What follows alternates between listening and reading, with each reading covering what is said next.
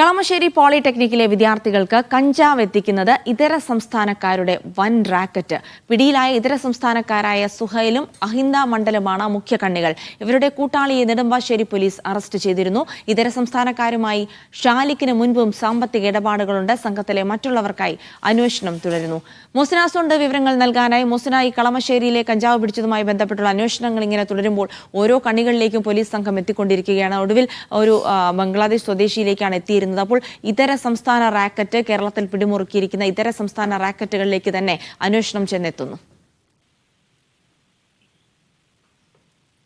വലിയ രീതിയിലുള്ള ഒരു റാക്കറ്റ് തന്നെയാണ് ഇവർക്ക് പിന്നിലുള്ളത് എന്ന് തന്നെയാണ് പോലീസ് പറയുന്നത്. അതിലെ ഒരു കണ്ണികളാണ് അറസ്റ്റിലായിരിക്കുന്ന അഹിന്ദ മണ്ഡലും അതുപോലെ തന്നെ സുഹൈലും. ഇവര് പിടികൂടുന്ന സമയത്ത് 1.5 കിലോ കഞ്ചാവ് ഇവരുടെ കയ്യിൽ നിന്നും ലഭിക്കുകയും ചെയ്തിരുന്നു. എന്തായാലും ഇവരുടെ സംഘത്തിലെ മറ്റുള്ളവർക്കായി പോലീസ് വിപുലമായ അന്വേഷണം തന്നെയാണ് നടത്തിക്കൊണ്ടിരിക്കുന്നത്.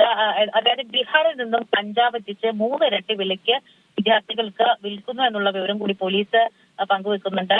നേരത്തെ അറസ്റ്റിലായ പ്രതി ഷാലിക്ക്, അതായത് പൂർവ്വ വിദ്യാർത്ഥി കൂടിയായ ഷാലിക്ക് ഇതര സംസ്ഥാനക്കാർക്ക് ഈ മാസം മാത്രം നൽകിയത് 60,000 രൂപ ആണ് എന്നുള്ള ഒരു വിവരം കൂടി പോലീസ് പറയുന്നുണ്ട്. അതായത് നേരത്തെയും ഇതര സംസ്ഥാനക്കാരുമായി ഷാലിക്കിന് സാമ്പത്തിക ഇടപാടുകൾ ഈ കഞ്ചാവ് ലഭ്യമാകുന്നതുമായി ബന്ധപ്പെട്ട് സാമ്പത്തിക ഇടപാടുകൾ നടന്നതിന്റെ തെളിവൊക്കെ തന്നെ പോലീസിന് ലഭ്യമായിട്ടുണ്ട്. അതായത് നേരത്തെ നമ്മൾ വാർത്ത നൽകിയിരുന്ന ഏകദേശം 6 മാസക്കാലമായി ഇത്തരത്തിൽ ഹോസ്റ്റൽ കേന്ദ്രീകരിച്ച് മാത്രം കഞ്ചാവ് വിൽപ്പനയും വിപണനവും ഒക്കെ തന്നെ നടന്നു വരികയാണ് എന്നുള്ള വിവരം പോലീസിന് ലഭിച്ചതിന്റെ കൂടി അടിസ്ഥാനത്തിലാണ് വിപുലമായ അന്വേഷണം പോലീസ് നടത്തുകയും പ്രാഥമിക ഘട്ടത്തിൽ തന്നെ പോലീസിന് മനസ്സിലായിരുന്നു ഇത്തരത്തിൽ ഇതര സംസ്ഥാന തൊഴിലാളികൾ വഴിയാണ് വിദ്യാർത്ഥികളിലേക്ക് വൻതോതിൽ ഈ കഞ്ചാവ് ലഭിക്കുകയും ചെറിയ ചെറിയ പാക്കറ്റുകളിലാക്കി ഓഫർ വെച്ചാണ് ഇത്തരത്തിൽ ഈ കഞ്ചാവ് വിദ്യാർത്ഥികൾക്ക് ലഭിക്കുകയും ഒക്കെ ചെയ്തിരുന്നത് എന്നുള്ള വിവരങ്ങളൊക്കെ തന്നെ പോലീസ്